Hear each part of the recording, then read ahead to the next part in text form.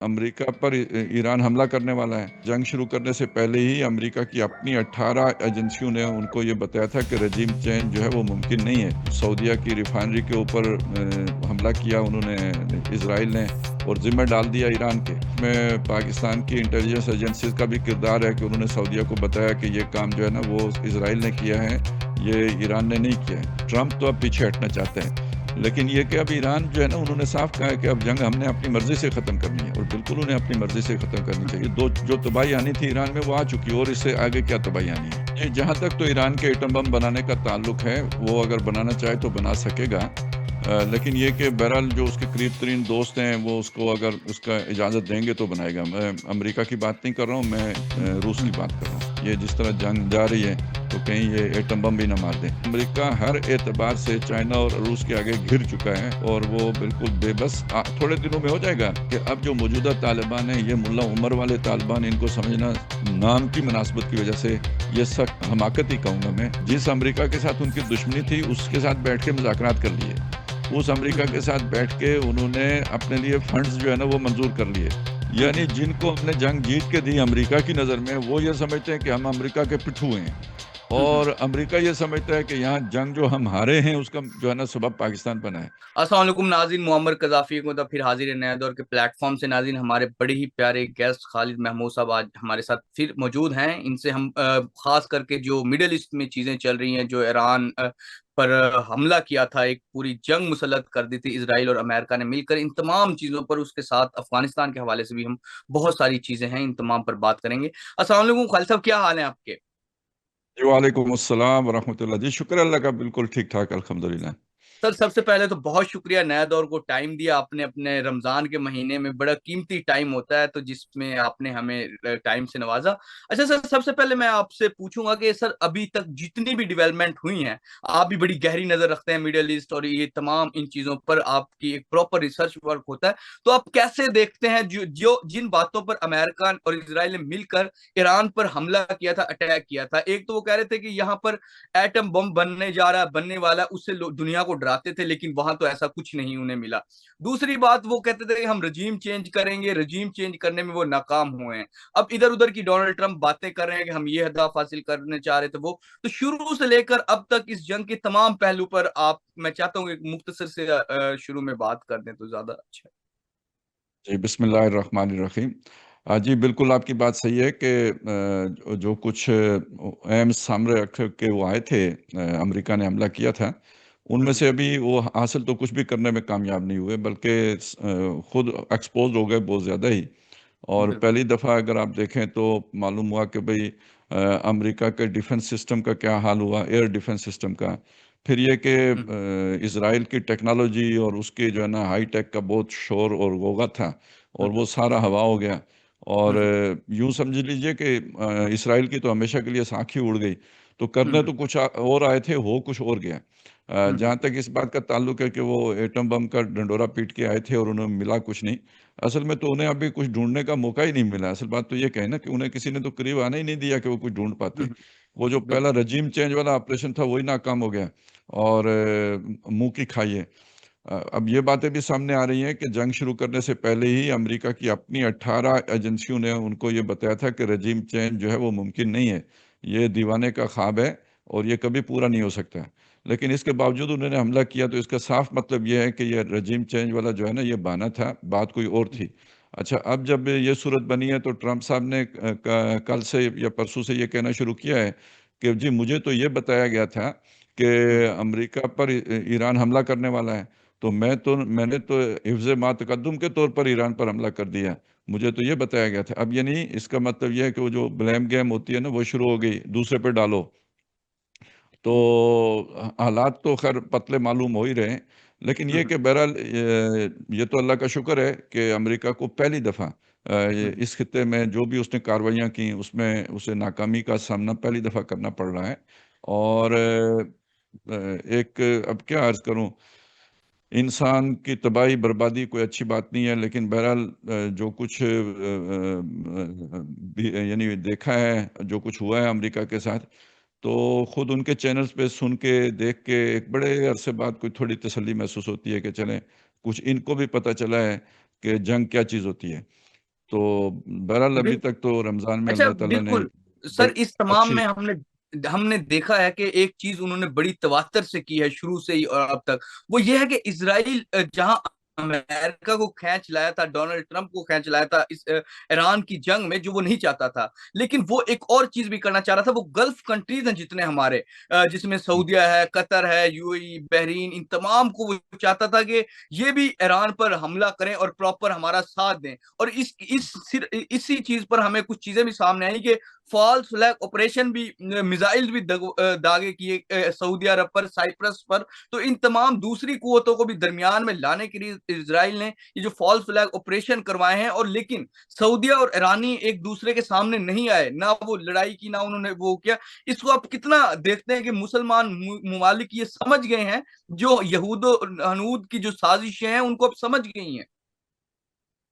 جی بالکل ایسا محسوس ہوتا ہے کہ یہ انہیں پہلے سے اس بات کا اندازہ تھا کہ اسرائیل یہ کوشش کرے گا کہ یعنی وار ود ان اسلام کا جو ایک ان کا پرانا ایک طریقہ واردات رہا ہے، اس کی طرف وہ آئیں گے اور ہمیں آپس میں لڑائیں گے۔ ابھی میں کل دیکھ رہا تھا کہ وہ قطر کے کوئی سابق وزیر اعظم میں ان کا بیان تھا کہ جس دن عرب ریاستوں نے ایران کے ساتھ جو ہے نا لڑائی شروع کی، اسی دن امریکہ بیچ سے کھسک جائے گا۔ تو یعنی اس کا مطلب یہ ہے کہ انہیں پہلے سے اس بات کا اندازہ تھا کہ یہ حرکت کریں گے۔ چنانچہ ہر طرح کی جو ہے نا وہ غصہ دلانے کے باوجود اور فالس فلیگ کرنے کے باوجود، جیسے سعودیہ کی ریفائنری کے اوپر حملہ کیا انہوں نے اسرائیل نے، اور ذمہ ڈال دیا ایران کے۔ اور اب تو خبریں تو یہ بھی ہیں کہ اس میں پاکستان کی انٹیلیجنس ایجنسیز کا بھی کردار ہے کہ انہوں نے سعودیہ کو بتایا کہ یہ کام جو ہے نا وہ اسرائیل نے کیا ہے، یہ ایران نے نہیں کیا ہے۔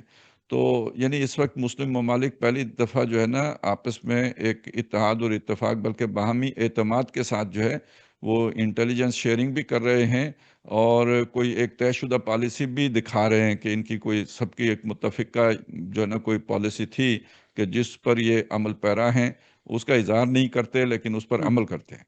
بالکل بالکل۔ اچھا سر، دوسرا پاکستان کا جس طرح آپ نے بھی ذکر کیا، ہمارے انٹیلیجنس نے انہیں آگاہ کیا کہ یہ ایران نے نہیں کیا، اور پاکستان کی ہم نے بڑی شٹل ڈپلومیسی بڑی زبردست دیکھی ہے۔ ایک جانب ہم دیکھتے ہیں کہ ایران کو بتایا ہوا ہے کہ یہ چیزیں ہیں اس طرح، یہ نہیں، اور دوسری طرف سعودی عرب کو جا کر چیزیں بتانا کہ یہ چیزیں ہوئی۔ دوسرا، آرمی چیف کی جو چیف آف ڈیفینس ہے سعودی عرب کے، ان سے جو ملاقات ہوئی ہے، پھر ترکی سے جو سی جی ایس ہے ان سے جو ہمارے رابطے ہوئے ہیں، ان تمام کو کیسے دیکھتے ہیں، ترکی سے اور پھر سعودی عرب سے پاکستان کی تمام ڈپلومیسی کو؟ ایک جملہ کہوں فخر سے، اور وہ اس لیے کہ پہلی دفعہ پاکستان اتنا پرو ایکٹیو جو ہے نا وہ ہو کے، تو اس نے کوئی اپنی خارجہ پالیسی چلائی ہے، اور بہت حکیمانہ، بہت ہی وزڈم کے ساتھ، بہت ہی پرفیکشن کے ساتھ آپ کہیں کہ ہمیں پاکستان کی خارجہ پالیسی دیکھنے کو ملی ہے۔ اور اس میں آپ بہرحال دیکھیں، کچھ تو محنت بھی ہوتی ہے، کچھ اللہ تعالیٰ کی طرف سے جو ہے نا برکت بھی ہو جاتی ہے کہ پاکستان پر ایران بھی اعتماد کرتا ہے، اور پاکستان پر سعودیہ بھی اعتماد کرتا ہے، ترکی بھی اعتماد کرتا ہے۔ اور ان چیزوں کو لے کر پاکستان نے بہت اچھے طریقے سے مینیج کی ہیں چیزیں، اور ان تعلقات کے بگڑنے کے جہاں جہاں امکانات پیدا ہوئے وہاں پہ بہت یعنی جسے کہتے ہیں فعالیت کے ساتھ کردار ادا کر کے نارملائز کرنے کی طرف لے کے گئے، اور یعنی مسلمان ملکوں کے درمیان رابطہ کاری میں بھی بہت ایک جسے کہتے ہیں ایکٹیو فعال کردار ادا کیا ہے۔ بعض چیزیں جو غلط فہمی پیدا ہو رہی تھی سعودیہ میں، یا یہ کہ ایران کی طرف، تو دونوں طرف بر وقت رابطے کر کے تو چیزوں کو سیٹل کیا ہے۔ بالکل بالکل۔ اچھا سر، اس تمام میں ہمارے بہت سارے بزرگ بھی ہیں جو اس طرح ان چیزوں کو بتاتے تھے، جس میں ڈاکٹر اسرار بڑا امپورٹنٹ نام ہے۔ ان کا اگر ذکر نہ کیا جائے تو یہ کوئی اچھی چیز نہیں ہے۔ ہم ان کا ذکر کرتے ہیں کہ ڈاکٹر اسرار صاحب بھی کہتے تھے کہ پاکستان بڑی امپورٹنٹ اختیار کر جائے گا، اور ان کی آج ہم دیکھتے ہیں یہ پریڈکشن سچ ثابت ہو رہی، جہاں تمام اسلامک کنٹریز پاکستان کی طرف دیکھتے ہیں، جس طرح سعودیہ کے ساتھ ہمارا ڈیفینس پیکٹ دیکھ لیں، اور اس طرح کے تمام معاملات میں ترکی جو پاکستان کو امپورٹنس دے رہا وہ بھی آپ کے سامنے۔ تو ڈاکٹر اسرار صاحب کی پریڈکشنز کو آپ کیسے دیکھتے ہیں؟ وہ کیسے ان صورتحال کو پہلی بھانپ چکے تھے؟ کیا وہ یہود و ہنود کی سازشوں کو پہلے سے ہی پڑھ چکے تھے؟ دیکھیں یہ ہو سکتا ہے کہ پاکستان میں ایسے لوگ ہوں کہ جو ڈاکٹر اسرار احمد سے بھی بہتر بات کر سکتے ہوں، لیکن مسئلہ لوگوں کا یہ ہے کہ وہ قرآن و حدیث کو اس طرح جو ہے نا وہ اہمیت نہیں دیتے۔ تو ڈاکٹر اسرار احمد کو اللہ تعالیٰ نے یہ توفیق دی کہ وہ قرآن و سنت پر مطلب ایک اعتماد کرتے تھے، یقین رکھتے تھے، جو باتیں احادیث میں آئی ہیں، جو قرآن میں اشارات آئے ہیں، ان کو یقین رکھتے تھے کہ یہ واقعات ہو کے رہیں گے۔ تو یہ تو پہلی چیز ہے جو ان کو اللہ تعالیٰ نے توفیق دی، اور انہوں نے اس پر جو ہے نا ایک مضبوط یقین کے ساتھ ان چیزوں پر اعتماد رکھا۔ اس کے بعد دوسری جو ایک اللہ تعالیٰ نے ان کو نظر یہ بھی دی ہوئی تھی کہ وہ حالات حاضرہ پر گرد دو پیش میں جو کچھ ہو رہا ہے، ظروف و احوال کیا ہیں، یہ بھی اس کو بھی بہت اچھی طرح یعنی محنت کر کے سمجھتے تھے۔ یعنی وہ اس زمانے میں ظاہر ہے یہ میڈیا وغیرہ اس طرح کا تو نہیں تھا، نہ یہ سہولتیں اس طرح کی حاصل تھیں، لیکن یہ کہ رسائل پڑھنا، جرائد جو مختلف وقت سے نکلتے ہیں ان کا مطالعہ کرنا، اور اس طرح جو مختلف جو ان کے منصوبے ہیں ان کا پتہ لگنا، یعنی وہ ظاہر ہے آپ جتنا اپنا مطالعہ وسیع کریں گے اور حالات حاضرہ پہ نظر رکھیں گے، اسی سے پتہ چلے گا کہ کیا سوچتے ہیں، پھر اس کا احادیث کی روشنی میں جائزہ لینا، تو اس سے آپ کی ایک سکل ڈیولپ ہو جاتی ہے، یوں کہہ لیجیے ایک سینس آپ کی بن جاتی ہے۔ جیسے ہوتا ہے نا آپ کسی بھی کام میں ممارست جب پیدا کرتے ہیں، اس میں آپ کی اسپیشلائزیشن ہوتی ہے، تو ایک اضافی سینس بھی آپ کو مل جاتی ہے۔ تو بس اس سے ایک وہ کیا کہتے ہیں، اقبال نے کہا تھا نا کہ کھول کے آنکھ میرے آئینہ افکار میں آنے والے دور کی ایک دھندلی سی تصویر دیکھ، تو آدمی کے سامنے دھندلی کہہ لیں یا کلیئرٹی کے ساتھ بہت اچھی تصویر بن جاتی ہے۔ تو وہ اللہ تعالیٰ نے انہیں ایک یوں کہہ لیجیے خدا داد ایک صلاحیت بھی تھی، ان کی محنت بھی تھی، اور قرآن و حدیث پہ ایک گہری نظر بھی تھی، جس کے نتیجے میں وہ یہ قابل ہوتے تھے اس بات کے کہ مستقبل کو دیکھ سکیں۔ بالکل بالکل، میں سر کہنا چاہ رہا ہوں کہ ڈاکٹر اسرار صاحب کی کون سی ایسی چیزیں ہیں، بہت ساری تو یہ ہیں جو بھی موجودہ دور میں ان فیوچر اور ابھی جو مزید چیزیں ہیں جن کا ہم ذکر نہیں کر سکے، وہ کون کون سی چیزیں ہیں جو ڈاکٹر اسرار صاحب نے پہلے بتائی تھی اور ہم دیکھ بھی رہے ہیں اور مزید بھی دیکھیں گے؟ اچھا جی مثلا ایک بات تو ابھی جو ہم دیکھ رہے ہیں، ڈاکٹر صاحب نے یہ میرا خیال 2004 میں ایک گفتگو تھی ان کی، اس میں پاکستان کو لاحق خطرات کا موضوع تھا، بلکہ موضوع تو اس سے بھی زیادہ سخت تھا یہ کہ کیا پاکستان کے خاتمے کی الٹی گنتی شروع ہو گئی ہے۔ تو اس کے بیچ میں انہوں نے ایک حوالہ دیا تھا کہ یعنی پاکستان کے پاس اور کوئی چارہ نہیں ہوگا، بالآخر مطلب یہ تھا کہ وہ چائنا کی طرف جائے، لیکن وہ جو ہی چائنا کی طرف جائے گا تو امریکہ یعنی وہ انڈیا کو ورگلائے گا امریکہ، اور دوسری طرف افغانستان ہے، تو ان دونوں کی طرف سے پاکستان کو حملے کا سامنا کرنا پڑے گا۔ تو اب آپ دیکھیں وہ اللہ تعالیٰ کی بہرحال مہربانی ہوئی ہے کہ بیک وقت نہیں ہو سکا۔ جب انڈیا نے کیا تو اس وقت افغانستان جو ہے نا اس کے لیے تیار نہیں تھا، اور جب انڈیا نے منہ کی کھا لی، اب اس کو جو ہے نا وہ ضرورت نہیں ہو رہی، تو دوسری طرف سے وہ ایکٹیویشن ہوئی ہے، اور اس موقع پر انڈیا اس پوزیشن میں نہیں رہا کہ وہ حملہ کرنے کی جرات کرے، تو یہ دونوں بالکل علیحدہ علیحدہ نمٹنے کا موقع مل گیا، وگرنہ آپ سوچیں کہ اگر بیک وقت ہوتا تو کتنا مشکل ہو جاتا ہے۔ لیکن یہ کہ یہ ڈاکٹر صاحب نے اس زمانے میں دیکھا تھا کہ یہ دونوں طرف سے پاکستان کے لیے خطرات ہیں، اور بالکل وہ ہمارے سامنے بھی آئے، لیکن بیچ میں دیکھیں اللہ تعالیٰ کا کرم بھی دیکھیں، اللہ تعالیٰ کی مہربانی عنایت دیکھیں کہ وہ جیسے منصوبہ ہونا چاہیے تھا اس طرح وہ روب عمل نہیں آیا، ایگزیکیوٹ اس طرح نہیں ہو سکا، اور یہ دونوں نے جدا جدا علیحدہ علیحدہ ہو کے جو ہے نا وہ کیا، اور ہمارے سامنے ایکسپوز ہو گئے۔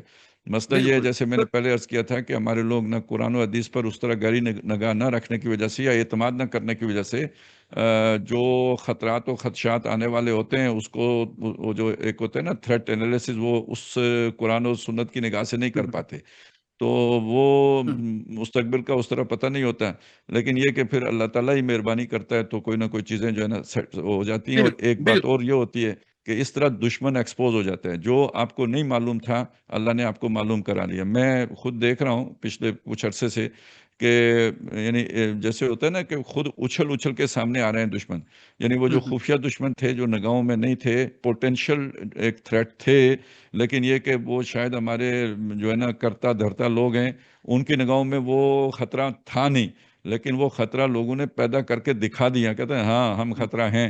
تو یہ بھی ایک بڑی اللہ کی عنایت ہوتی ہے کہ آپ کا دشمن آپ پر حملہ آور ہونے سے پہلے ایکسپوز ہو جائے۔ بالکل یہ بالکل اچھا سر، پاکستان کے ساتھ مسلسل ہو رہا ہے، بالکل مسلسل ہو بالکل رہا ہے۔ بالکل. اچھا سر، افغانستان پر میں آپ سے مزید گفتگو کروں گا، لیکن اس سے پہلے جو ایران میں جس طرح امام جو آیت اللہ خامنائی ہیں، ان کے شہادت کے بعد جو ان کے نئے مجتبی خامنائی نئے سپریم لیڈر منتخب ہوئے ہیں، نئے سپریم لیڈر جو آئے ہیں، اب ان کی پالیسیز کو آپ کیسے دیکھتے ہیں؟ کیا ایران پہلے جتنا ہم تو اس کو باقی دنیا تو سمجھتی ہے بہت hard ان کی پالیسیز ہیں، لیکن ود ان ایران بتایا جاتا تھا کہ آیت اللہ خامنائی بڑے سافٹ انسان ہیں اور بڑی سافٹ پالیسیز لے کے چلتے ہیں، لیکن ان کے بیٹے کے بارے میں بتایا جا رہا ہے کہ وہ بڑے سخت گیر پالیسی بنائیں گے، ہم نے یہی بات رکھیں گے. ان چیزوں کو آپ کیسے دیکھ رہے ہیں ان فیوچر؟ سب سے پہلے تو میں یہ کہنا چاہوں گا اس حوالے سے کہ بعض لوگ اعتراض کر رہے ہیں کہ بیٹے کو کیوں بنایا. تو وہ ایک بس ہم قوالی شروع کر دیتے ہیں کہ بھائی ایک چیز ہمارے ذہن میں بیٹھ جاتی ہے، گویا بیٹا ہونا ہی نہیں چاہیے، وارث نہیں ہونا چاہیے.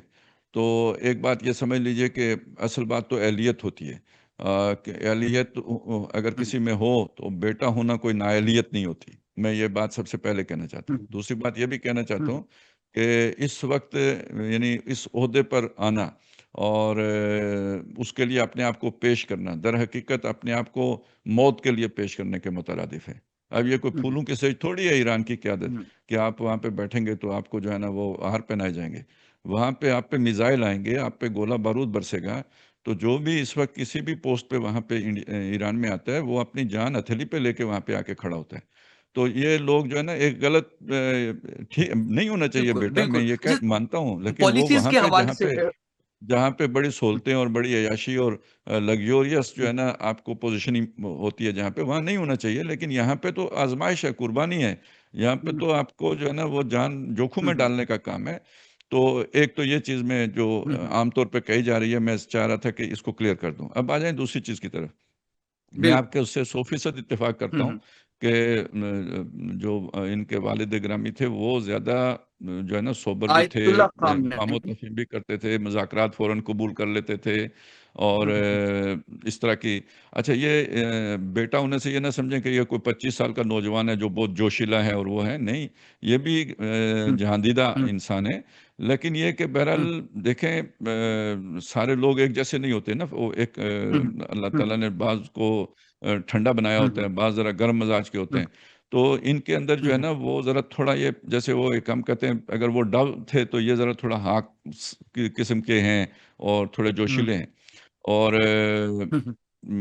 میں آپ کو اب ایک بات بتاؤں، میرے پاس اس کا کوئی ثبوت نہیں ہے، لیکن مجھے محسوس یہ ایسا ہوتا ہے کہ جو لوگ جنگ چاہتے ہیں، جیسے امریکہ میں بھی کچھ لوگ جنگ چاہتے ہیں اس مقصد کے لیے نہیں جو امریکہ کے مفاد میں ہو، بلکہ ان کا کوئی اپنا علیحدہ ایجنڈا ہے جس کے لیے وہ جنگ چاہتے ہیں. اسرائیل میں بھی کچھ لوگ جنگ چاہتے ہیں.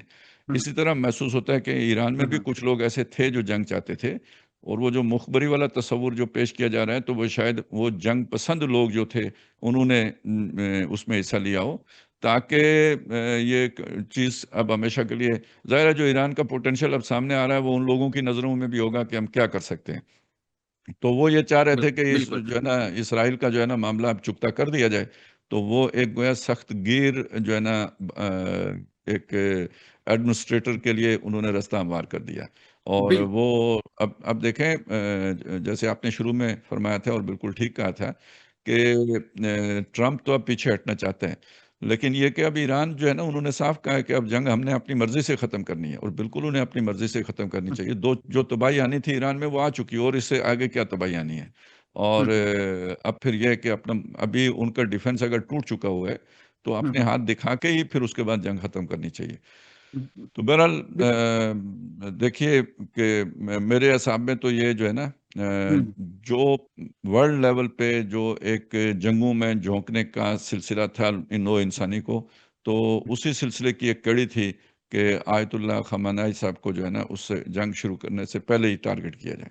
بالکل بالکل. اچھا سر، مجتبی خامنائی کا جس طرح میں نے آپ نے بھی مجھے بتایا کہ بالکل وہ تھوڑے سے حافظ ہے، تھوڑا سے وہ مطلب کہ ان کے والد صاحب تھوڑے سے نرم مزاج تھے، ان کا تھوڑا سا سخت موقف اور سخت چیزیں ہوتی ہیں. تو کیا یہ ایٹم جو کیونکہ آیت اللہ خامنائی صاحب نے تو ایک اپنی फतवा दिया हुआ था कि हमें नहीं बनाना चाहिए एटमी हथियार, हमें उसका कोई वो नहीं, कि वही मुल्क सरवाइव करेंगे जिनके पास एटॉमिक बॉम्ब होगा या इस तरह की कोई चीज होगी, वरना कोई भी, अब ये जो एक वर्ल्ड वार 2 से बाद एक जो एक दुनिया का एक मामलात बने थे, उसमें एक ह्यूमन राइट्स और इस तरह की चीजें, कंट्रियों के एक दूसरे मुल्कों के साथ जो सफारतकारी और इसमें ख्याल जो होता था वो तो अब खत्म हो गया। अब जिसके पास पावर है वो जहां चाहे जंग छेड़ दे, जिस तरह वेनेजुएला के साथ हुआ, इस तरह की मिसालें अब हमारे सामने हैं।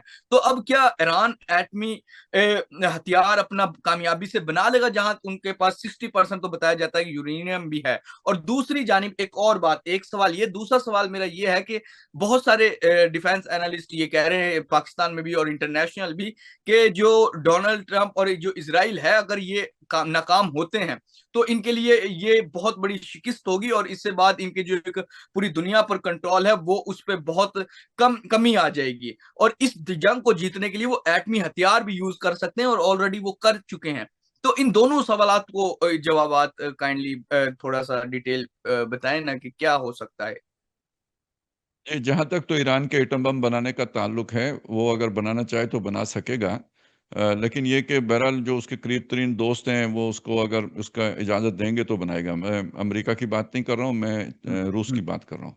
हम्म। तो एक बात तो ये जहन में रखें, अब वो फतवे वाली बात तो ख़त्म हो गई है, तो अब अगर वो हम्म। बनाना चाहेगा, अगर रूस ने उसे जो है ना वो इजाज़त दी तो वो बना लेगा। दूसरी हम्म। बात ये है कि जहाँ तक एटमी हमले का मामला है, कोई मैं आपको साफ बात बताऊं कि मुझे कोई 5-6 रोज़ पहले धड़का पैदा हुआ कि ये जिस तरह जंग जा रही है तो कहीं ये एटम बम भी ना मार दें। तो हम्म। अब सूरत हाल ये है कि मुझे लगता है कि ऐसा शायद मुमकिन नहीं है। कई वजूहत हैं। हम्म। एटम बम ये नहीं, अगर वो मारते हैं इस इलाके में तो देखें, साथ रूस है, पाकिस्तान है, इंडिया भी कोई इतना दूर हम्म। नहीं है। तो ये सारी एटमी पावर्स हैं, चाइना का भी स्टेक है। फिर ये कि ये खिता ऐसा है कि क्या ईरान पर जो चलने वाला एटम बम है उसके असरात, या तो वो टैक्टिकल वेपन्स जो छोटे छोटे वो जो होते हैं वो इस्तेमाल हों, लेकिन अगर आप बड़ा बम इस्तेमाल करते हैं तो उसके असरात तो मशरक़ वस्ता सारे में फैलेंगे। इवन मेरा ख्याल है इसराइल तक भी उसके असरात ताबकारी के जाएंगे। तो यानी इस वजह से भी वो है। अच्छा, एक बड़ी कल ही एक डेवलपमेंट और हुई है कि शुमाली कोरिया की जो है ना एम्बेसी हिट हुई है, और वो जो शुमाली कोरिया का हम्म। जो सदर है, तो उसने उस पर बड़े जो है ना हम्म। गुस्से का इजहार भी किया है। और वो तो पहले ही से हम्म। ईरान को कह रहा है कि जी मेरे पास जो है ना वो बैनुल बर्र आज़मी मिज़ाइल हैं, जब भी तुम्हें चाहिए तुम्हारे लिए हम्म। हाजिर हैं, जब तुम्हें ज़रूरत हो मैं देने के लिए तैयार हूँ। वो बबांग दोहल अलल हम्म। ऐलान ये बातें करता फिर रहा है। तो मेरा ख्याल है कि ये जो है ना चाइना और रूस ने खुद सामने आने की बजाय ज़रा थोड़ा सा उसको सामने कर हम्म। दिया है। वो जो एटमी छतरी का वाला तस्वुर होता है ना प्रोवाइड करना, तो वो गोया एक हम्म। कम अज़ कम एक थ्रेट क्रिएट जी। कर दी है उस साइड से। तो वो शायद हम्म। बैलेंस हो जाए। मेरा तो ये है कि वो इस्तेमाल नहीं होगा। बाकी बॉम्बिंग वगैरह तो होगी, पहले से हम्म। ज़्यादा होगी, शदीदतर होगी, लेकिन शायद एटम की तरफ हम्म। बात नहीं जाएगी। वो उनके लिए अपने लिए हम्म। खतरा है। हम्म। आखिरी बात ये बिल्कुल। कि बिल्कुल। देखें, अमेरिका क्या की दुनिया सिमट रही है, ये आज की बात नहीं है। ये जब वो अफगानिस्तान से निकला है तो उसी दिन से ये अमल शुरू हो चुका हुआ है। हम्म। और आप अगर देखें, इससे पहले ही देखें तो अमेरिका का जो करीब तरीन इत्तेहादी, बल्कि ये समझना मुश्किल था कि अमेरिका और यूरोप में फ़र्क क्या है। दोनों बहुत ही यानी जो है ना वो करीब है। यकजान दो कालिब किस्म की जो है ना इनके आपस में वो थे ताल्लुकात। लेकिन ट्रंप के आने के बाद सबसे पहले यूरोप को अदम तहफ़्फ़ुज़ का एहसास हुआ, और अमेरिका के ऊपर जो उसका एतमाद था वो कमज़ोर पड़ा। अब उसके बाद और कुछ छोड़ें, हम्म। सबसे ये जो ना अब अरब ममालिक का भी एतमाद मुतज़लज़ल हो गया हुआ है। हम्म। ये ये तो सामने की बात है, ये एक फैक्चुअल चीज़ है कि वो अब सोच रहे हैं कि अमेरिका ने हमें इस जंग में हमारा क्या दिफा किया है। तो ये दो चीज़ें वो हैं कि अच्छा, फिर इसी तरह जो इंडिया वाला मामला भी हुआ है, इंडिया भी उसका अलाई था। तो ये अमेरिका की दुनिया सिमटती लिपटती महसूस हो रही है। और वो जैसे कुरान मजीद के अल्फाज हैं, अफलम यरौ अन्ना नातिल अर्दा ननकुसुहा मिन अतराफिहा, क्या वो देखते नहीं कि उनकी ज़मीन को हम उसके किनारों से लिपटते चले आ रहे हैं, यानी उनके असरात कम हो रहे हैं। तो अमेरिका अब उस तरह की सुपर पावर नहीं रहा, बल्कि ये देखे ना, अगर वो 89 तक तो वो भी सुपर पावर था, रूस भी सुपर पावर था। तो यूएसएसआर, तो उसके टूटने के बाद soul supreme power on earth की हैसियत जो है ना वो अमेरिका ने इख्तियार कर ली।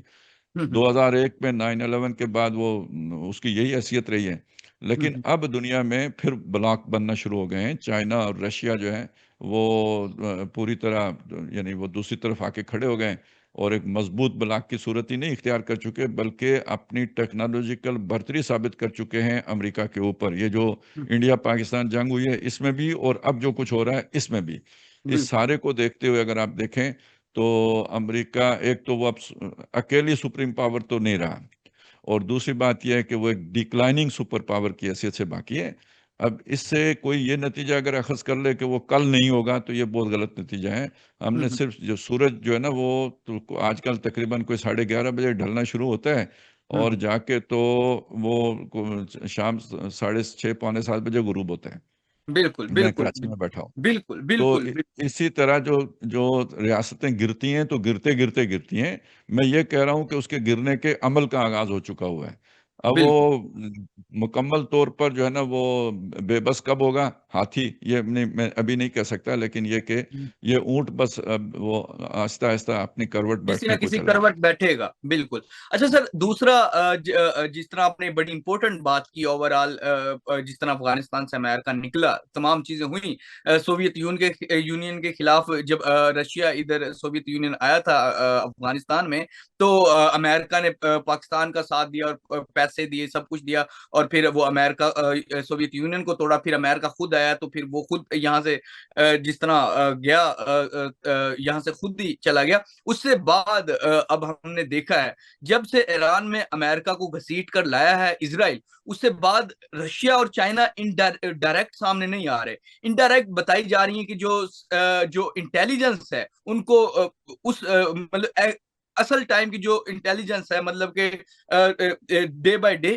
وہ رشیا دے رہا ہے ایران کو۔ ایران کے پاس تو کوئی اپنے انٹیلیجنس نیٹ ورک نہیں ہے نا۔ اور دوسری سائڈ پر جائیں تو جو میزائلز اور اس طرح کی ٹیکنالوجی، سیٹلائٹ، یہ تمام چیزیں چائنا آلریڈی ایران کو پرووائڈ کر رہا ہے۔ تو یہ اب جو دو طاقتیں ہیں یہ کتنا کمزور کریں گی امریکہ کو اب ایران کی اس جنگ میں، اور کتنا امپورٹنٹ رول ادا کریں گی امریکہ کو کمزور کرنے میں؟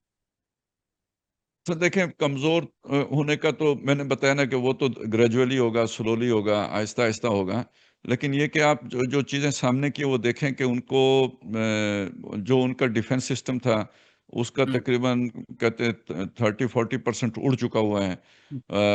اچھا، ان کا جس پہ بڑا انہیں ناز تھا اپنی نیوی کے اوپر، تو اس نیوی کا معاملہ یہ ہوا ہے کہ وہ جو اس سب سے بڑا جہاز تھا ان کا ابراہم لنکن، وہ انہیں پیچھے ہٹانا پڑ گیا ہے۔ اب وہ ڈیمیج ہوا ہے یا نہیں ہوا، لیکن یہ بات تو ایک حقیقت ہے کہ انہیں وہ بحر ہند میں لے جا کے کھڑا کرنا پڑا ہے۔ اور اسی طرح وہ جو ہرمز کھلوا نہیں سکے ابھی تک تمام تر دعووں کے باوجود۔ تو یہ ساری چیزیں اگر آپ اچھا، اسرائیل کا جو ڈیفنس سسٹم ہے وہ سارا اڑ گیا، وہ بھی امریکی ٹیکنالوجی تھی۔ تو اس اعتبار سے اگر آپ دیکھیں تو امریکہ شکست کھا چکا ہوا ہے، یعنی جب آپ چائنا اور روس کے اعتبار سے دیکھیں۔ اور اگلی بات جو ہے سب سے زیادہ خطرناک امریکہ کے لیے، وہ شاید انہیں بعد میں سمجھ میں آئے گی، کہ یہ اس وقت جو بھی جنگی حکمت عملی امریکہ کی ہے، جو بھی ان کی کیپیبلٹی ہے، تو کیا اس کو چائنا مانیٹر نہیں کر رہا ہوگا، اور بہت کلوزلی نہیں مانیٹر کر رہا ہوگا۔ اور جب آپ کو دشمن کی پوٹینشل کا پتہ لگ جائے تو اس کے بعد اس کے لیے تو جو ہے نا پلاننگ کرنا اور اسے گھیرنا بہت آسان ہو جاتا ہے۔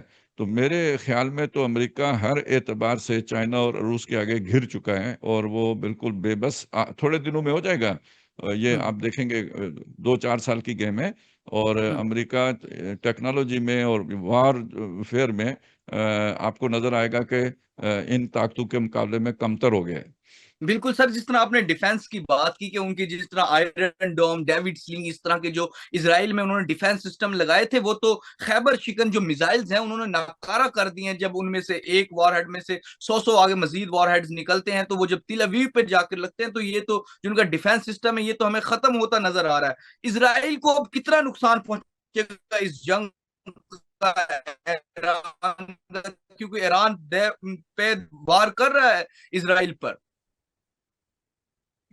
مجھے اس کے نقصان کا اندازہ اس لیے نہیں ہے پورا کہ وہاں پہ آپ کو پتہ ہے امبارگو لگا ہوا ہے، چیزیں باہر نہیں آ رہی، انفارمیشن نہیں مل رہی، کوئی ویڈیو اپلوڈ نہیں کر سکتا، ان کے چینلز کے اوپر بھی پابندی ہے، جو سرکاری بیانیہ ہوگا وہی انہیں نشر کرنا ہے، کوئی اپنے طور پر خبر وہاں پہ نہیں دے سکتا، اس لیے وہاں کے نقصانات کا ہمیں صحیح اندازہ نہیں، لیکن جیسے کچھ رپورٹیں نکلی ہیں، جیسے ان کے ہائی آفیشلز مارے گئے ہیں، جیسے کیبنٹ کے ارکان مارے گئے ہیں، تو اس سے آپ اندازہ لگائیں کہ بہت کچھ ہو رہا ہے جو کچھ کے وہاں ہو رہا ہے۔ باقی میں آپ کو ایک بات بتاؤں، مجھے یاد نہیں رہا، کم از کم 2 سال تو شاید 1.5-2 سال ہو گئے، تو وہ میں نے ایک جو ہے نا وہ ٹویٹ کیا تھا کہ مشرق وسطیٰ کا وہ منظر کیسا ہوگا جس میں اسرائیل نہیں ہوگا۔ تو اب آپ اندازہ یعنی چیزیں کچھ ہمیں اندازہ ہو رہا تھا کہ اب آگے کیا ہونے والا ہے، اس لیے کہ جو ورلڈ لیول پہ جو گیم ہو رہی ہے اور جس میں پاورز شفٹ ہو رہی ہیں، تو اس میں یہ جو علاقہ ہے، یہ جو پرانا سلک روٹ تھا یا جو ایسٹ ویسٹ ٹریڈ کا جو یہ تھا، جو یمن سے لے کے شام تک کا علاقہ ہمیشہ تاریخ میں اہم رہا ہے، اور اس وجہ سے جو انٹرنیشنل پاورز ہوتی تھیں وہ یہاں پہ مداخلت کرتی تھی۔ یروشلم پہ جو اکثر حملے ہوئے ہیں، جیسے بخت نصر نے حملہ کیا تھا، ٹائٹس رومی نے حملہ کیا تھا، تو اس کی مذہبی وجوہات نہیں تھیں، بلکہ اصل میں تو یہ تجارتی شاہراہ ہونے کی وجہ سے اس پر وہ اپنا کنٹرول چاہ رہے تھے، اور چونکہ اس شہر کی مرکزیت اس بیت المقدس کی وجہ سے قائم تھی، اس لیے وہ اسے بھی تہ و بالا کرتے تھے۔ جیسے ابراہا نے کوشش کی تھی مکہ کے بارے میں، لیکن وہ ناکام ہوا تھا، لیکن اس طرف ان کی کوششیں کامیاب ہوتی رہیں۔ تو اس روٹ کو اب اور جس طرح امریکہ کوشش کر رہا تھا کنٹینمنٹ آف چائنا پالیسی جو وہ لے کے چل رہا تھا، تو اس میں جب آپ اس سیناریو میں دیکھتے ہیں تو مستقبل کی طاقت اگر چائنا نے بننا ہے تو لازماً اس پورے خطے سے امریکہ کے اثرات ختم ہونے، اور امریکہ کے اثرات ختم ہو کے تو چائنا کے اثرات پڑنے، اور اس روشنی میں جب آپ دیکھیں گے تو اسرائیل آپ کو نابود نظر آنا چاہیے، کیونکہ اسرائیل یعنی اس نقطہ نظر سے جب آپ دیکھیں گے تو وہ کوئی مذہبی ریاست نہیں قرار پائے گا، بلکہ اسرائیل امریکہ کا یہاں پہ چوکیدار قرار پائے گا، فرنٹ کی پوسٹ قرار پائے گا، فارورڈ پوسٹ قرار پائے گا۔ تو تو اگر چائنا نے اس علاقے سارے کے اوپر کنٹرول حاصل کرنا ہے تو اسرائیل کی کوئی گنجائش بیچ میں نہیں ہے، تو پھر گنجائش ہے کس کی؟ چائنا خود آئے گا؟ نہیں، بالکل بالکل۔ اچھا سر، اس چائنا تمام نہیں کے آئے گا، انٹرنیشنل حوالوں پھر سے وہ ہم نے گنجائش بنے گی پاکستان میں پورے کر لوں یہ بات، پھر وہ گنجائش بنے گی پاکستان کی، اور آپ یاد کریں میری والی جنگ سے بہت پہلے چائنا نے یہ بات کہی تھی کہ ہمارے لیے پاکستان کی وہی حیثیت ہے جو امریکہ کے لیے اسرائیل کی حیثیت ہے، تو وہ اگر آپ اسے اس معنی میں دیکھیں تو میری بات آپ کو بہت آسانی سے سمجھ میں آ جائے گی۔ جی جی، بڑی امپورٹنٹ بات کی یہ لاسٹ والی، جس طرح اسرائیل کا ایک امریکہ کے لیے ہے، چائنا کے لیے پاکستان ہے، اور جو ہم نے یہ جنگ میں ایک ان کو پراپر ان کی جو ملٹری اکوپمنٹ ہے اس میں ہم نے جس طرح ان کو جیت دلوائی ہے اس ساری صورتحال میں۔ اچھا سر، دوسرا ہم اپنے رہے ہیں، اور مطلب کہ ملا عمر کے دور میں اور اس سے پہلے بھی ہم چلے جائیں تو ہمارے بڑے اچھے تعلقات رہے ہیں، اور ہمارا تو اس طرح یہ ڈیورل لائن تو برائے نام تھی ہمارا آنا جانا، اور بڑے ایزیلی، نہ کوئی اتنا پاسپورٹ کی ضرورت، نہ اس طرح کی چیزیں ہوتی تھی افغانستان کے ساتھ۔ لیکن ابھی موجودہ دور میں ان کو جس طرح ڈالرز مل رہے ہیں موجودہ رجیم کو سی آئی اے کی جانب سے، پھر بہت سی اور ایجنسیاں وہاں پر موساد کام کر رہی ہیں، اور وہ جس طرح پاکستان کو انہوں نے پراپر ایک جنگ میں دھکیلا ہوا ہے، کیونکہ انڈیا کو تو پتہ لگ گیا تھا اس جو موجودہ جنگ کے بعد کہ پاکستان سے وہ نہیں لڑ سکتے، لیکن ایز اے پروکسی طالبان کو جو یوز کیا جا رہا ہے، اس کو آپ کیسے دیکھتے ہیں؟ اچھا یہ دیکھیں، ویسے تو طالبان کو ایک ریلیجیس اور ایک آئیڈیالوجیکل پارٹی کے طور پہ دیکھا جاتا ہے، میرے نظر میں وہ ہمیشہ سے ایک ریئیکشنری فورس کے طور پر رہے ہیں۔ وہ خود جو اپنے وجود میں آنے کے ذریعہ بتاتے ہیں وہ یہ کہ وہاں پہ ظلم تھا، وار لارڈز تھے، انہوں نے حصے تقسیم کیے ہوئے تھے، لوگوں کے اوپر ظلم کرتے تھے، اور جس ایک گاؤں کے رہنے والے ملا عمر صاحب تھے تو اسی گاؤں کے قریب بھی کوئی اسی طرح کا ظلم کا واقعہ ہوا تھا، جس کو انہوں نے پھر وہ ریٹیلیٹ کیا، اور وہاں پھر ایک دوسرے گاؤں والوں نے بھی انہیں بلا لیا، اور یوں جو ہے نا وہ قافلہ بڑھتا گیا، بنتا چلا گیا، اور اس طریقے سے جو ہے نا وہ طالبان وجود میں آ گئے اور پورے افغانستان کے اوپر چھا گئے۔ تو اب آپ یہ دیکھیں کہ اس کے پیچھے کوئی آئیڈیالوجیکل فورس آپ کو بالکل نہیں نظر آئے گی، یہ ایک جو ہے نا ایک ریئیکشنری جو ہے نا وہ سارا معاملہ نظر آئے گا۔ ملا عمر کا دور ہم نے دیکھا ہے، وہ پاکستان کے لیے سب سے فرینڈلی افغانستان تھا ملا عمر کے دور میں، اس میں بھی کوئی شبہ نہیں ہے۔ لیکن دوسری طرف میں آپ کو یہ بات بتاؤں جو عام طور پہ لوگوں کو نہیں معلوم ہے، وہ یہ ہے کہ یہ ڈیورل لینڈ کا ایشو اسی دور میں کھڑا ہوا تھا، یہ 96-97 میں آئے تھے، یہ جو بھی پلی لی جاتی ہے ٹھیک ہے یا غلط ہے اس کو علیحدہ رکھیں. یہ شاید 1893 میں 100 سال کا معاہدہ ہوا تھا ڈیورنڈ لائن کا, اور ان کا تصور یہ ہے یا ان کا خیال یہ ہے, اس سائڈ کا خیال یہ ہے کہ 1993 میں وہ سال پورے ہو گئے ہیں تو ڈیورنڈ لائن ختم ہو گئی ہے. اب یہاں سے آگے وہ خواب دیکھتے ہیں کہ ڈیورنڈ لائن ختم ہو گئی ہے تو پھر نیکسٹ لائن نیچرل لائن وہ دریائے سندھ ہے. تو وہ اٹک کی بات آپ نے سنی ہوگی, وہ یہ ہے. اچھا, یہ بالکل ایک ایسا ہی خواب ہے کہ جیسے جو لوگ قیام پاکستان کے مخالف تھے اور وہ متحدہ ہندوستان کے قائل تھے, وہ یہ سمجھتے تھے کہ ہندوستان پر جب انگریز نے قبضہ کیا تو وہ مسلمانوں کا تھا, تو اب جب انگریز واپس جائے گا تو اسے واپس مسلمانوں کو ملنا چاہیے. اور ملنا چاہیے ایک علیحدہ مسئلہ ہے, ملے گا کسے یہ ایک علیحدہ مسئلہ ہے. تو جو یہ لوگ سمجھتے تھے کہ نہیں مل سکتا مسلمانوں کو, انہوں نے کہا چلیں جو کٹا پٹا ہندوستان میں ٹکڑا مل جائے وہی بہتر ہے. اور جو یہ سمجھتے تھے نہیں نہیں نہیں, بڑی آئیڈیالوجیکل جو وہ تھی نا آئیڈیالسٹک اپروچ, تو وہ یہ کہتے ہیں نہیں پورا ہمیں ملے گا. تو پورا تو نہیں ملتا نا, جیسے آپ کو وہ چپڑی اور دو والی بات نہیں ہوتی. اسی طرح کے یہاں پہ بھی ایک آئیڈیالسٹک اپروچ تھی کہ بھائی چونکہ وہ 100 سال کا معاہدہ تھا, وہ انگریز سے تھا, انگریز چلا گیا تو اب ہم جو ہے نا واپس جا کے تو اٹک پہ بیٹھیں گے یا جہاں کہیں پتہ نہیں کدھر بیٹھیں گے. تو اچھا. یہ بات اتنی وہاں پہ محکم تھی, اتنی ڈیپ روٹڈ تھی. میں آپ کو صاف بات بتاؤں کہ ملا عمر صاحب سے جب حکومت پاکستان نے اس طرح کے کوئی مذاکرات وغیرہ چلائے تو انہوں نے یہ بات بتائی, یار یہ ہمارے لوگ ہم سے خفا ہو جائیں گے, اس سے بڑی ہمیں بدنامی ہوگی, یہ بہت ہمارے لیے ناقابل جو ہے نا وہ برداشت قسم کا پریشر ہمارے اوپر اپنی پبلک کا آ جائے گا اگر ہم نے یہ معاہدہ آپ کے ساتھ کر لیا. یعنی یہ پلی لے کے انہوں نے وہ معاہدہ نہیں کیا تھا, یعنی اس ڈیورنڈ لینڈ کی ایکسٹینشن یا اس معاہدے کے اندر توسیع کو نہیں کی تھی. تو میں آپ کو صرف یہ بتانا چاہتا ہوں کہ جو ایک افغان نیشنلزم ہے وہ اپنے اندر اتنی جو ہے نا وہ یعنی اس کا یہ جو اتنا پوٹنٹ ہے وہ کہ وہ ملا عمر بھی یہ فیصلہ نہیں کر پائے تھے پاکستان کے تمام یعنی دلی تعلق رکھنے کے باوجود. تو یہ ایک بات ہو گئی. دوسری بات اس مسئلے کو اگر آپ سمجھنا چاہیں تو وہ یہ ہے کہ اب جو موجودہ طالبان ہیں, یہ ملا عمر والے طالبان, ان کو سمجھنا نام کی مناسبت کی وجہ سے یہ سخت جو ہے نا وہ حماقت ہی کہوں گا میں, امکانہ بات ہے, اور یہ ان کے ساتھ ان کا کوئی نہیں. تیسری یہ حقیقت سمجھ لیں کہ انہوں نے امریکہ سے مذاکرات کر کے تو یہ ٹھیک ہے انہوں نے ریزسٹنس کیا, مذاکرات اسی سے کیے جاتے ہیں کہ جس کی کوئی پاور ہوتی ہے, نو ڈاؤٹ. لیکن یہ کہ بہرحال مذاکرات میں تو گیو اینڈ ٹیک ہوتا ہے نا جی, مذاکرات میں آپ کی 100% بات تو نہیں مانی جاتی, تو کچھ تو آپ کو دینا پڑتا ہے جس کے بدلے میں مذاکرات کامیاب ہوتے ہیں. تو وہ کیا چیز تھی کہ جو انہوں نے دی تھی, وہ آپ اب سوچیں کہ یعنی امریکہ کے فائدے کی کیا شے تھی. آخری بات یہ کہ جب یہ جنگ ختم ہوئی ہے تو ہم سے 2 پارٹیاں ناراض تھیں. ایک پارٹی افغانستان کے یہی طالبان تھے, کیونکہ ہم نے ان کے نوجوان یہ سمجھتے تھے کہ ہم نے 20 سال جو ہے ان کو لوٹا ہے, ان کو مارا ہے, ان کو پکڑ کے امریکیوں کو دیا ہے, ان کو جو ہے نا امریکہ کو فیسیلیٹیٹ کیا ہے. اچھا, جس امریکہ کے ساتھ ان کی دشمنی تھی اس کے ساتھ بیٹھ کے مذاکرات کر لیے, اس امریکہ کے ساتھ بیٹھ کے انہوں نے اپنے لیے فنڈز جو ہے نا وہ منظور کروا لیے, ہر مہینے وہ فنڈ وصول بھی کر رہے ہیں. اس امریکہ سے دشمنی نہیں رہی, لیکن یہ کہ ہم نے اسے فیسیلیٹیٹ کیا, ہمارے ساتھ وہ دشمنی برقرار ہے. تو نزلہ پر عضو ضعیف, امریکہ کے ساتھ تو نہیں ٹکر لی جا سکتی, تو جو کمزور اپنی نظر میں نظر آیا اس پہ چڑھ دوڑو. اور وہ تو بھی سر اس کے پیچھے بھی بہت ساری جو ہے نا خیالی پلاؤ ہیں. اچھا, اب آ جائیں دوسرا فریق کون سا ہم سے ناراض تھا, سخت ناراض جو تھا, اور اندر ہی اندر جو تاؤ کھا رہا تھا, کر کچھ نہیں پا رہا تھا, وہ امریکہ تھا. اس نے ہم پر ڈبل گیم کا الزام لگایا. وہ یہ سمجھتے ہیں کہ افغانستان میں جو وہ ناکام ہوئے ہیں اس کا سبب پاکستان ہے. اب آپ ذرا اندازہ لگائیں کہ ہمارے ساتھ ہو کیا رہا ہے. یعنی جن کو ہم نے جنگ جیت کے دی امریکہ کی نظر میں, وہ یہ سمجھتے ہیں کہ ہم امریکہ کے پٹھو ہیں, اور امریکہ یہ سمجھتا ہے کہ یہاں جنگ جو ہم ہارے ہیں اس کا جو ہے نا سبب پاکستان بنا ہے. تو اب پاکستان کو مزہ چکھاؤ.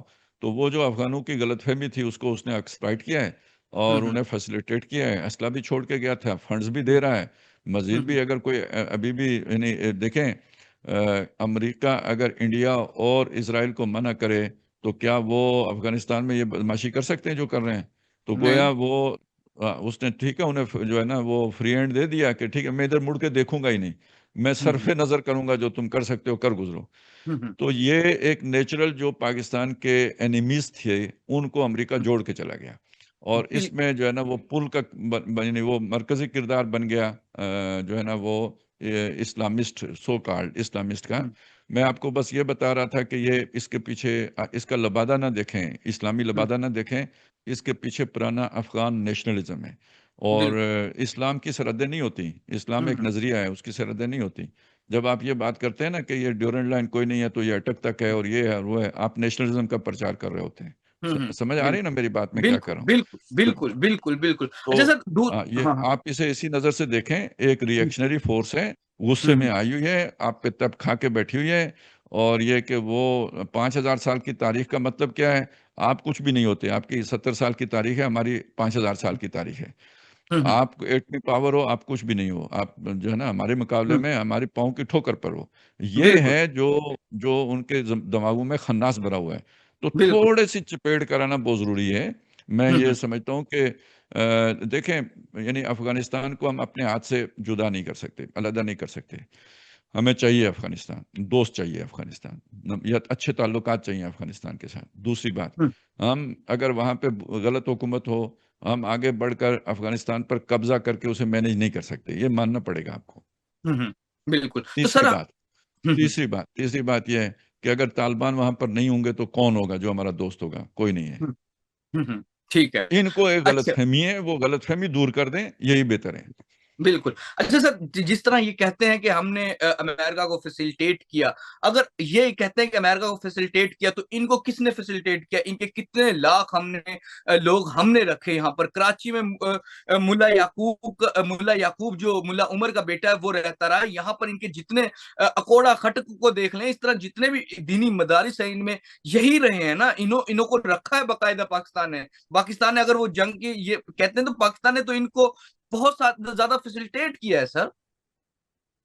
میں بھی یہی کہہ رہا تھا کہ امریکہ کو ہم سے یہی تو گلا ہے نا کہ ہم نے ان کو فیسیلیٹیٹ کیا، ہم نے ان کو جو ہے نا وہ انٹیلیجنس دی، ہم نے ان کو بچایا، محفوظ کیا، اور ہمارے تعاون سے یہ جنگ جیتے ہیں.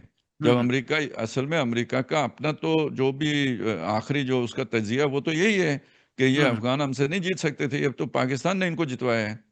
تو اس پہ یہ ساری چیزیں آ جاتی ہیں جو آپ نے بیان کی ہے نا. بالکل بالکل. جی تو ناظرین، جس طرح خالد محمود صاحب ہمارے ساتھ موجود تھے اس خطے کو لے کر اور اس کے علاوہ میڈل ایسٹ میں تمام جتنی بھی ڈیولپمنٹ چیزیں ہوئی وہ بڑی ڈیٹیل ہم نے ان سے جانی اور ان کے نالج سے ہم نے فائدہ بھی حاصل کیا. امید ہے کہ آپ کو یہ انٹرویو پسند بھی آئے گا. فی الحال کے لیے ناظرین، نیا دور سے معمر قذافی کو اور خالد محمود صاحب کو اجازت دیجیے. خدا حافظ.